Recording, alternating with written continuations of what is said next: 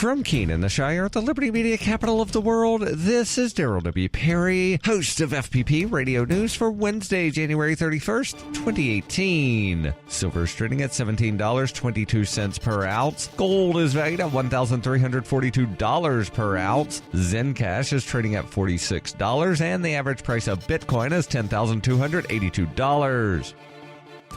Antiwar.com reports President Trump has signed an executive order that is intended to reverse President Obama's intentions to close the detention center at Guantanamo Bay. Details are still emerging, but a leaked cable suggests this plan was in the offing for a while. Trump has been clear time and again that he wants to keep Guantanamo Bay open and that he'd like to fill it with new detainees. The cable told diplomats to assure worried nations that there are yet no specific plans to add to detainees yet. The Pentagon is expected to have to spend in the neighborhood of $500 million trying to get construction plans in place to keep the facility viable, as it was expected to have been closed long ago. Officials have yet to comment on the matter, and it's unclear when they intend to make any public statements on the future of the facility. It clearly does not make much sense to keep the site open if new detainees aren't anticipated, but admitting as much is likely to be politically risky given the site's history of abuse. For over 40 years, Roberts & Roberts Brokerage has been a trusted source for buying and selling precious metals. Gold, silver, platinum, and palladium. They don't feed the banks. They're Bitcoin preferred and have removed the minimum purchase amount for all orders paid in the digital currency. Call Roberts & Roberts Brokerage today for knowledgeable advice on buying and selling precious metals and a forward-thinking approach to new technologies. 800-874-9760 or visit online at rrbi.co.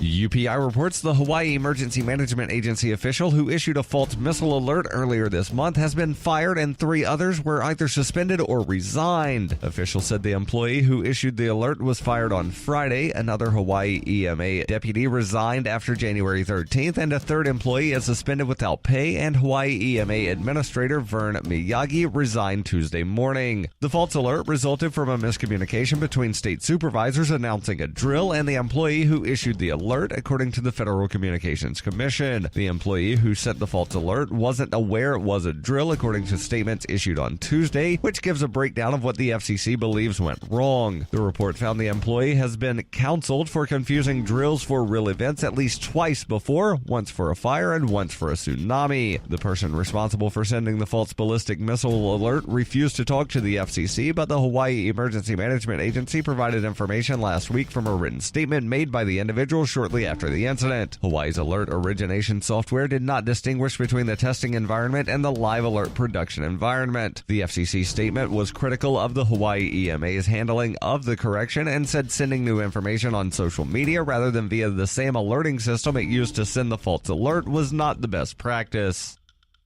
Zencash is the world's first private, distributed, and reliable platform for communications, transactions, and publishing. Zencash has the ability to use both transparent and shielded transactions, with shielded transactions using zero-knowledge proofs. Zencash features global governance with inclusive decision-making, reliable funding for continuous improvements, and documentation and wallets in many languages that are available for Linux, Mac, Windows, and Android devices. Learn more at zensystem.io. That's zensystem.io.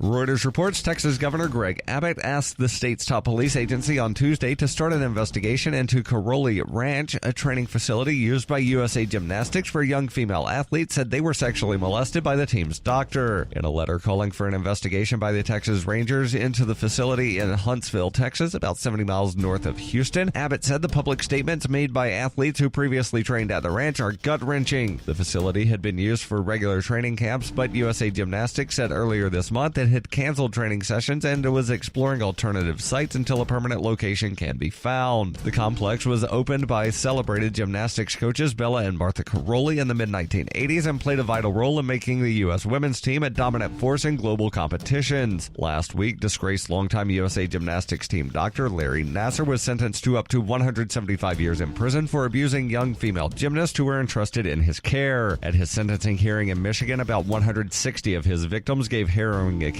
of the abuse they suffered at the hands of Nassar, who served as the program's physician through 4 Olympic Games. This has been FPP Radio News. Online at fppradio.com.